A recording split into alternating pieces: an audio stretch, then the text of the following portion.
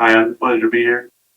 I have a statement rather than a request that require a response to more than a response. I want to credit Boss One from YouTube for reminding me of Thomas Pettiford. He founded Interactive Brokers and explained the stock position which facilitated the risk of the entire financial market collapse. The event was contained but well illustrated in the GameStop stock from January 26th to 28th of 2021, when stock surged from $77 to $408. In the aftermath, it was determined that GameStop had 50 million registered outstanding shares, short interest of 70 million, and derivatives representing rights to exercise purchase of another 150 million shares. Meaning market makers are facilitating an infinite liquidity practice that recently referenced and confirmed by Virtu Financial CEO that created an obligation to potentially deliver 270 million shares of a stock that GameStop only issued 50 million for. If the price of a stock was jumped from $77 to $408 in 2 days, and the registered outstanding shares leading up to the volatility were conveniently at or just under the number of issued shares, then aside from that being a red flag of cooking the books, it illustrates that the stock price was not reflecting true demand. And while GameStop stock price easily could have and may very well still run into the thousands of dollars, it did not, because brokers of Apex Clearing took away the buy button with position close only, effectively suppressing new demand, increasing selling pressure, and likely covering positions they had otherwise simply accounted for with share lending rehypothecation. So I remind us all of that real life example of the current market making practices and unregulated risk that many AMC shareholders believe is both a threat to our current stock price. Many retail holders and agents bought AMC shares to save AMC from predatory short sellers that may have been trying to bankrupt or devalue and buy out AMC during a very vulnerable pandemic period. We have been successful, and you have successfully embraced our community. At this point, I would ask that you clarify the process of fixed share count reference in your recent tweets so that we may better understand if those actions are addressing the true shareholder concerns. And I ask that the board utilize some of our resources to identify and communicate potential risk to our current stock price. I, for one, do believe it's significantly suppressed. The metrics on ownership, utilization, short interest, shares on loans, and daily volume appear to be similar to how GameStop was being reported before it experienced historically significant price increase. And I expect our leadership to adequately address our concerns, or simply state, in light of potential legal liability, we cannot or prefer not to comment or investigate. If that is the case, Cory, you have 10 seconds left. I'm all set. Thank you for everything you've done. I really appreciate you. I'm happy to be here to meet you. Thank you. I had a mic First be of all, dropping right now. Thank you for sharing your observations with me. And I think we have been pretty clear that, as recently as yesterday, that we know of 516.8 million issued and outstanding shares.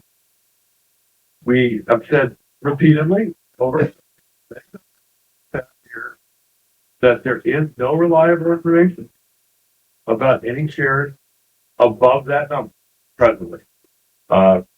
We've heard all of the speculation about so-called big shares or synthetic shares, concerns about trading practices that you all voice on Twitter and Reddit every day, which I read almost every day, not quite every day, but almost every day.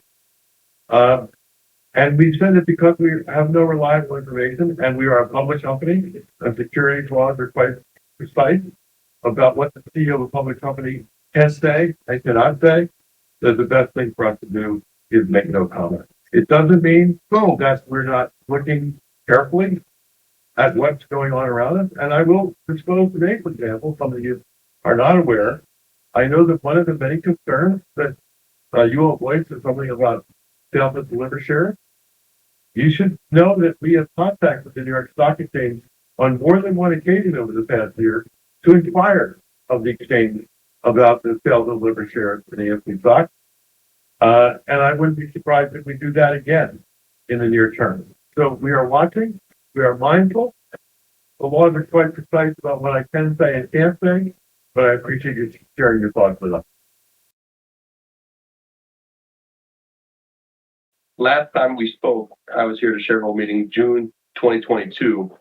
And at that meeting, I expressed concern with the price manipulation of AMC stock. those remain, but I just want to say thank you for taking action as far as following up with FINRA, following up with the New York Stock Exchange on the failures to deliver, which were rampant this year. And thank you for continuing the operations the way that you have, right? We've expanded the revenue streams. The credit card, the only one I use, the popcorn, vertical integration, along with the distribution and the partnerships we're doing there. So I'm thankful for everything that you're doing. What I would ask, my question is that we look for, so with my price concern, I believe that's a custodial issue. And as Gary Gensler would say, except I would say for the stock market, it's rife with fraud and manipulation. And whatever the case is happening there, I think it's healthy for our company to explore additional ways to raise capital. So in the current system, what the crux is, I want to give my money to the company, right? And I want to participate in the operations and the revenue generated thereof. But what's actually happening is the market is setting our price, not you, it's not your fault. And when they do that and they know that we're going to raise money, some reason it goes down to rock bottom level. And then you issue those securities to Goldman Sachs or Citibank, and those go to brokerages, and I have to give my money to brokerages to participate. And the reality is, I don't want to. I've given them $170,000 so far. It's currently worth $45,000. I'm happy as the next person to buy the dip, love buying the dip. But what I don't like is that you're not actually getting my money. And I'm not participating because, as we know, the stock price is not necessarily reflective of the operations. You guys are increasing revenues. Operations are continuing to go up. And we see the stock price is down like 90% on the year. I don't know, it's insane. So all I'm saying is there's other options, and I would appreciate if we explore them. So one, and I'm not saying this is the solution. For instance, blockchain technology, that is a public, immutable ledger, right? And right now, you can register security there. Now, I know there's a lot of stuff going on with token and tokenized stocks, and apes are going to have an uproar about it. But the reality is that's a custody problem as well. I think that FTX thing should be a public hearing. But either way, you can create a smart contract that says, we're going to offer you X, and we're going to use it for this project, and you can raise those funds, and we could go wallet to wallet or whatever, find a custodian that you trust, that we all trust. We can fix those. But if we wait for the public market to fix it, shit, we've been waiting, Adam, right? Like it could be 10, 20, 30, 40 years. And I appreciate everybody that's helping out, right? Dave Lauer and people are coming out with Exchange, yada, yada, yada. But what I'm saying is, if we explore additional capital raising opportunities, at least the market has to recognize that and can't guarantee the price drops when they know we have to raise funds from this. So I know that's a bit much, but I'm just explaining that. There was a lot in there, but number one, I want to thank you for coming to Kansas City for the meeting, as you did for the last one. I was listening carefully to what you had to say, and we will continue to explore as many creative options as we can for the betterment of all shareholders. If you look at what separates AMC from others of our competitors, Regal, which went into bankruptcy, Big Chain, Alamo and ArcLight, small chains, which went into bankruptcy. It has been our creativity and our willingness to explore all options that has been the reason for our success. So I continue to listen to you, and we will continue to explore all options. I share your pain as a shareholder. I am the largest individual retail shareholder at AMC. So our interests are completely aligned. If you benefit from share appreciation, so do I. If your shares go down in value, so do mine. And I have a lot of them. So we are totally focused on what we can do to drive success with this company going forward to increase shareholder value over the long term. And again, thank you for your comments and thank you for your support. Hello, Silverback. My name is Cory S. I'm a proxy shareholder through Fidelity and also direct registered shareholder. Cory, Stop by. nice to meet you. If my handle is Silverback, what's yours? My handle? I don't have it. I'm on Twitter, 401 Doge, but that doesn't matter, right? We're all just people. Yes. Sure. Clay. But I really just stopped by to say thank you, because I'd be remiss if I didn't say I'm also a GameStop holder And you may be aware that there was a $200 million investment disclosed. And if that lights the fuse to Moab, then it's been a pleasure riding for 3 years with you. And if it takes another decade, then let's ride together, right? So it is what it is. But just thank you for embracing the shareholders the way you did. I remember when you were with trades on your call, the AMC call, and just you've done the NFTs, you did the ape dividend. I mean, you have embraced us, so thank you for that. And also, I want to say thank you to the AMC shareholders as well, the other shareholders that are out there, because when I was a young man, well, first took my son, 3-year-old, to his first movie. We saw Kung Fu Panda. So, you should be proud of what you got here with the company. We appreciate what you're doing, and we're going to keep going at the show. And I just thought it was super cool that I got to take him to his first movie. So thanks for doing that. Here. Cory, so keep going. I don't want to cut you off. Go ahead. Okay. And the last thing was just to thank the shareholders, because when I was a young man, I served in the United States military for 8 years. And one of those years, I served in Iraq shooting down missiles and mortars for, our brothers and sisters. They didn't ask me to kill anybody. I was only protecting people. And that gives you a sense of public service. It gives you, a reason, right? Some camaraderie that you just don't anticipate seeing ever again. And I have seen it in this community. I wasn't looking for it, but I'm telling you, there are other veterans that get out. Unfortunately, suicide is a very, very high rate for veterans, and it is a lot because they lack that camaraderie. They lose that sense of purpose. So I wasn't looking for it, but I see it here. I think that all the other apes, most of them, have a great moral compass, and I appreciate what we're doing, what we've done over the last 3 years. And if it takes another 20, hey, I'll pass it on down to my son. So let's go. So, Cory, there's someone next to you. I keep on seeing thumbs ups. Is that person with you, or is that person not with you? I don't know, but I see the thumbs up. Look, I think what I should do is simply say, after that comment, Cory, we should adjourn the meeting. But I can't do that because I need and I want to respond to what you said. You were quite eloquent in what you said. And so I'm about to say from the heart. This company was dealt a rough blow by COVID-19 in March of 2020. We lost $1 billion of EBITDA that year.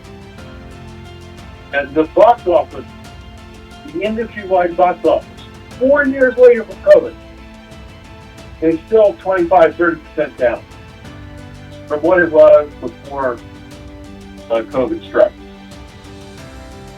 And there are a lot of companies in the movie theater industry who failed and had to go into bankruptcy court or actually stop being in business at all. And that did not happen to AMC. Through it all, AMC has been the strongest player in the movie theater industry. It's a weak industry, but we're the strongest player in it. We are the leader of it. And I'd like to tell you that some of that credit goes to our board of directors and the manager of the company who made wise decisions, took bold action over the past 4 years to prevent AMC from failing. But it's far more important than what our board did, or what I did, or the management team of the company did, or what the employees in our theaters did, is what you all did. Retail investors rallied around AMC. They embraced AMC. Retail investors saved AMC. And as you know, I have enormous respect for our shareholder base. I wanted to not only embrace you, but communicate with you. I went on to Twitter. I tweeted about 1,000 times in the last couple of years. with most of those communications aimed just clearly at our shareholders who watch and read on social media. And has been the honor of a lifetime. This is the 5th company I've run over the past 30 years, but it's been the honor of a lifetime to work to help save AMC for the benefit of moviegoers, for generations to come, and also for our retail shareholders. And I will tell you that one of the things that has driven us to succeed and not throw in the towel has been the passion and enthusiasm of our shareholder base. So as you thank us, Cory, and you thank your fellow shareholders, I'd like to thank you and your fellow shareholders because you've given us the energy to sustain this company. But I am aware, painfully so, that the share price has come down in the last 2 years. I personally have lost tens of millions of dollars on the share price decline. Having not sold a share of the company since January of 2022, and having no plan to sell any shares anytime soon. I've said publicly that I ride with you. I do believe that's a two-way street. I ride with you because you've ridden with us. And I look forward to a time when the industry is back, strong and healthier, above pre-COVID levels, when the company is back with EBITDA and earnings levels higher than pre-COVID levels. Clearly, we're not there yet, but we have made great progress since 2020 and 21 and 22 and 23. And I look forward to 2025 and 2026, which I do believe will be better years. So on that note, I think this is an annual meeting of stockholders, and the right way to close the annual meeting of stockholders is to thank our stockholders for your massive support of AMC Entertainment. Are there any other questions or comments in the room? Seeing none, that concludes the business of the meeting. Is there a motion to adjourn? Chris Cox, a stockholder, I move that this meeting be adjourned. Is there a second? Thank you, Chris.